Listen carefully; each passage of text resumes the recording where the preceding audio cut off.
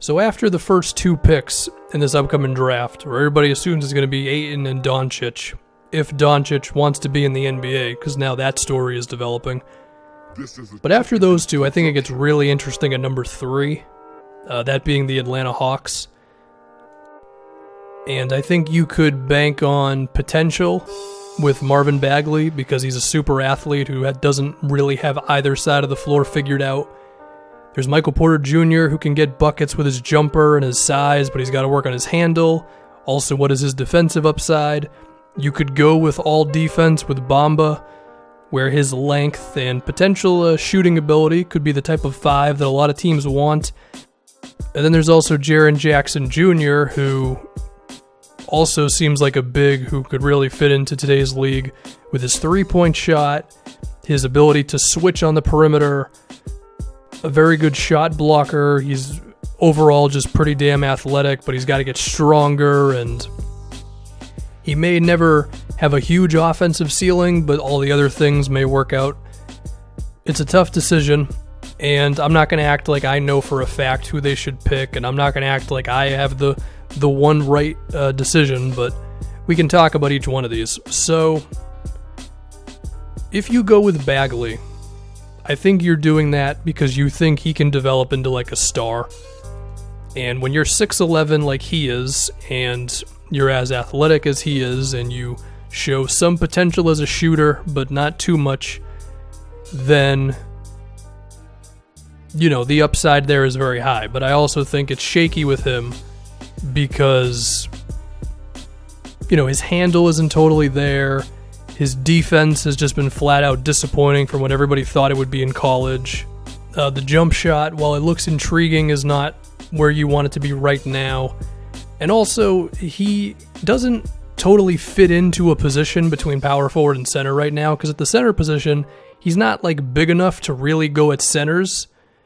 He could out-athletic them, sure, but if you're just going to get beasted all the time, that's going to be a problem.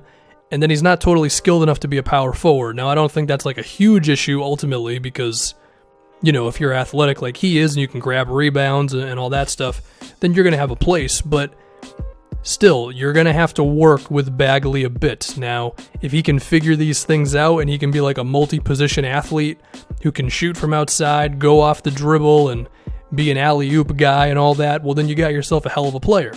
But there's a lot of unknown with him, but given just where Atlanta is right now, maybe you bank on the guy who can be the big-time player if he figures everything out. Now, maybe you don't want to deal with that, and you'll go with the safer bet, which a lot of people say that Jaren Jackson is the safest bet in this thing. I mean, I think you're signing up for being quite a defensive team if you take him or Mo Bamba. The thing with Jackson that's so interesting is he does have a lot of Draymond Green in him. Just because of the switching on defense, the three-point shooting, and I mean, he's not exactly like Draymond. I think Draymond has a bit more in terms of handle and passing, whereas Jackson is going to be a better athlete.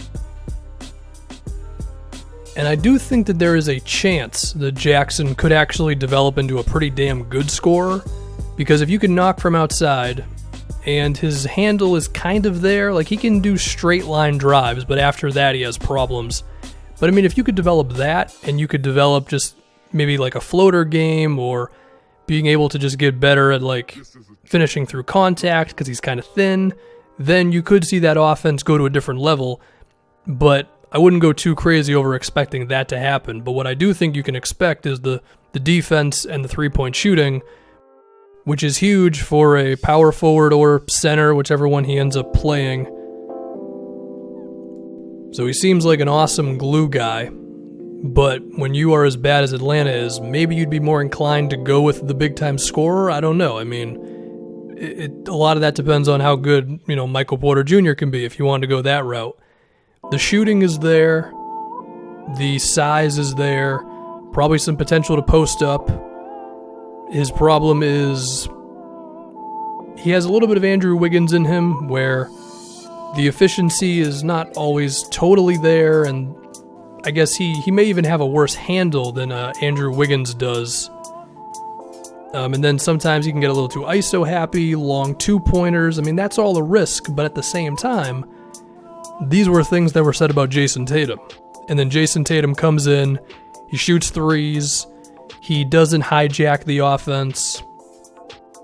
It helps that he has Brad Stevens as his head coach, but still, like what we thought Tatum was going to be, which is potentially this like inefficient Rudy Gay type of player, turns out he's not that at all. Could we see a similar thing with Michael Porter Jr.? I mean, I wouldn't rule it out.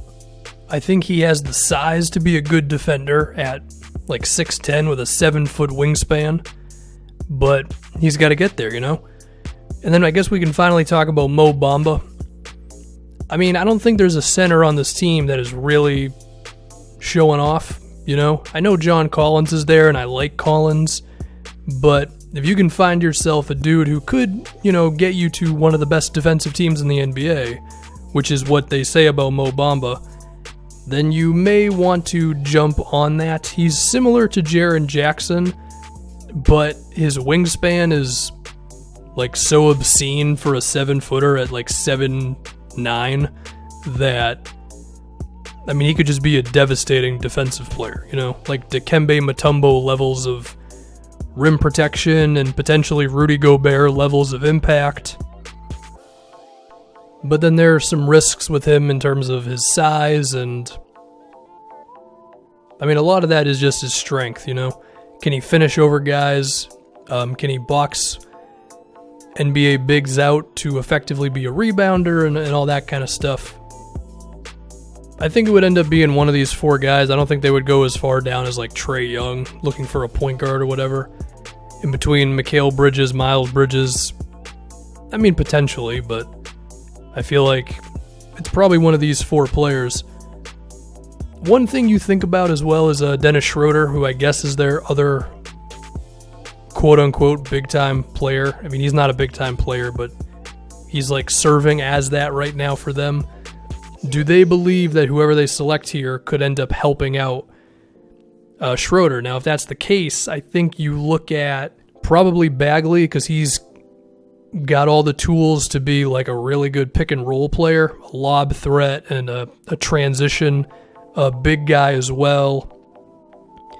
But at the same time, you know, him and John Collins together could be kind of rough spacing, but then again, John Collins, while I like him as like an energy dude, a rebounder, and a dunker, I don't know if he's a full-time starter, you know? And I mean, I think Bamba as well as Jaren Jackson could help out Schroeder as well, but I also, you know, I think they just have a level below Bagley in terms of offense. Another question to ask is, are the Hawks really committed to Schroeder as their point guard? You know, their guy who's going to lead them on this rebuild. I personally am not. I don't think he's that good. Not to say that he's a bad player, but I think he tops out as an average NBA point guard. So if a move came around where I could acquire a draft pick that puts me in a good position, or I could just get some other player who I'd feel good about, I would probably jump on it with him.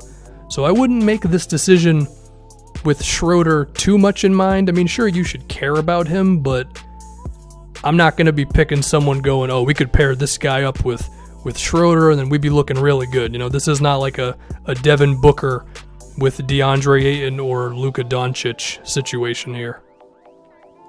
And Taurean Prince seems pretty good.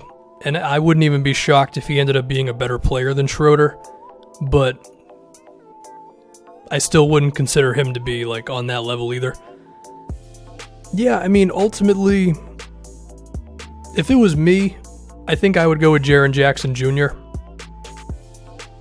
because he seems like the type of guy who, even if his ceiling may only be like 14 points a game, he seems like the type of dude where he's got like that Draymond, Al Horford type of thing where maybe the box score numbers night to night don't always look amazing, but his impact is just so profound. And when you compare that to the other guys here, I think I just like that a little bit more. Like, yeah, Bagley and Porter may have a higher ceiling just because like Porter could potentially put up 25 a game one day. And the same thing with Bagley, but there's a lot of unknown with those two, right? So I think I would go Jackson and then maybe Bamba as my number 2 selection for the Hawks. But I don't think any of these are the wrong answer necessarily. So the draft is fun, and hopefully the Hawks don't screw it up.